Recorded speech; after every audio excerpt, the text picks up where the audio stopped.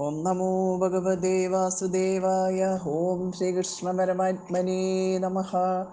എല്ലാവർക്കും നമസ്കാരം. ശ്രീമദ് നാരായണീയം ദശകം 17 ശ്ലോകം 7. ത്വദ്ദർശന പ്രമദഭാരതരംഗിതം തം ദൃഗ്ഭ്യാം നിമഗ്നമിവ രൂപരസായനീതേ തുഷ്ടോഷമാണമവഗമ്യ കപോലദേശേ സംസൃഷ്ടവാനസിധരേണ തഥാധരേണ.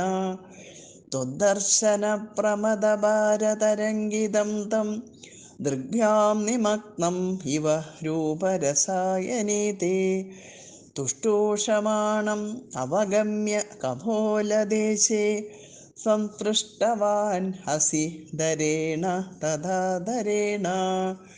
കഴിഞ്ഞ ശ്ലോകത്തിൽ പറഞ്ഞു, ധ്രുവന്റെ ശ്വാസം പിടിച്ചു നിർത്തിയോണ്ട് ലോകത്തിലുള്ള എല്ലാ ചരാചരങ്ങൾക്കും ദേവന്മാർക്കും ഒക്കെ ശ്വാസം മുട്ടി ഇവരെല്ലാവരും ഭഗവാനെ ശരണം പ്രാപിച്ചു.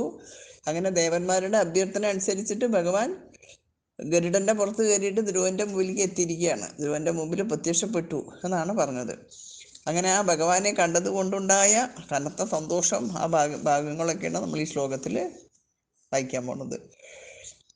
ത്വദ്ദർശന പ്രമദഭാരതരംഗിതം, അങ്ങയെ കണ്ടതുകൊണ്ടുണ്ടായ കനത്ത സന്തോഷം ഉള്ളിൽ കിടന്ന് ഓളം വെട്ടുന്നവനും തേ അങ്ങയുടെ രൂപരസായനെ രൂപമാകുന്ന അമൃതത്തിൽ ദൃഗ്ഭ്യാം നിമഗ്നം കണ്ണുകൊണ്ട് ആണ്ട് മുങ്ങിയവനോ എന്ന് തോന്നും വണ്ണമുള്ളവനുമായ, ഇവ പറയുമ്പോൾ അങ്ങനെ തോന്നും വണ്ണമുള്ളവനുമായ തം അവനെ, അതായത് ധ്രുവകുമാരനെ, തുട്ടൂഷമാണം അവഗമ്യ സ്തുതിക്കാൻ ആഗ്രഹിക്കുന്നവനായിട്ട് ധരിച്ചിട്ട്, അതായത് ചെറിയ കുട്ടിയാണ്, കുട്ടിക്ക് എന്താണ് കീർത്തിക്കേണ്ടത് എന്താ ചെയ്യേണ്ടത് അറിയില്ല. ഭഗവാനെ കണ്ടപ്പോൾ ആകെ മതിമറന്ന് നിൽക്കുകയാണ്. ഭഗവാന്റെ ഗുണങ്ങളെ കുറിച്ചിട്ട് കീർത്തിക്കണമെന്നുണ്ട്, പക്ഷെ ബാല്യനിമിത്തം ഗുണങ്ങളുടെ അറിവില്ലാത്തത് കൊണ്ട് എന്ത് പറഞ്ഞിട്ടാ സ്തുതിക്കുക അറിയണ്ടേ.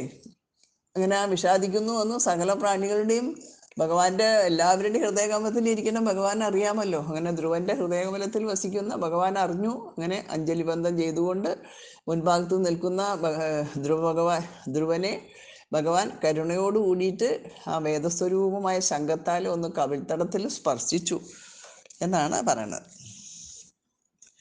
അങ്ങയെ കണ്ടതുകൊണ്ടുണ്ടായ കനത്ത സന്തോഷം ഉള്ളിൽ കിടന്ന് ഓളം വെട്ടുന്നവനും അങ്ങയുടെ രൂപമാകുന്ന അമൃതത്തിൽ കണ്ണുകൊണ്ട് ആണ്ട് മുങ്ങിപ്പോയവനോ എന്ന് തോന്നും വണ്ണമുള്ളവനുമായ ധ്രുവകുമാരനെ സ്തുതിക്കാൻ ആഗ്രഹിക്കുന്നവനായി ധരിച്ചിട്ട് തം തുഷ്ടൂഷമാണം അവഗമ്യ അവനെ സ്തുതിപ്പാൻ ആഗ്രഹിക്കുന്നവനായി ധരിച്ചിട്ട് കപോലദേശേ കവിൾത്തടത്തിൽ ധരേണ തഥാ ആദരേണ ശംഖുകൊണ്ട് അത്രയും ആദരവോടെ സംതുഷ്ടവാൻ അസി അവിടുന്ന് ഒന്ന് തലോടി.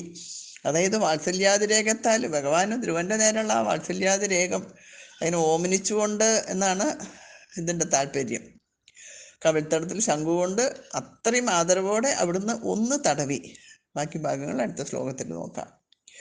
ത്വദ്ദർശന പ്രമദഭാരതരംഗിതം തം ദൃഗ്ഭ്യാം നിമഗ്നമിവ രൂപരസായനീതേ തുഷ്ടൂഷമാണമവഗമ്യ കപോലദേശേ സംസ്പൃഷ്ടവാനസിധരേണ തഥാധരേണ.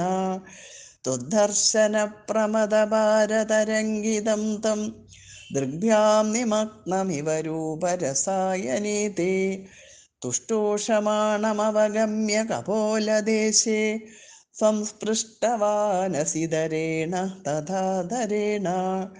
ത്വദ്ദർശന പ്രമദഭാരതരംഗിതം തം ദൃഗ്ഭ്യാം നിമഗ്നമിവ രൂപരസായനീതേ തുഷ്ടൂഷമാണമവഗമ്യ കപോലദേശേ സംസ്പൃഷ്ടവാനസി ധരേണ തഥാധരേണ. സർവത്ര ഗോവിന്ദ നാമസങ്കീർത്തനം. ഗോവിന്ദ ഗോവിന്ദ.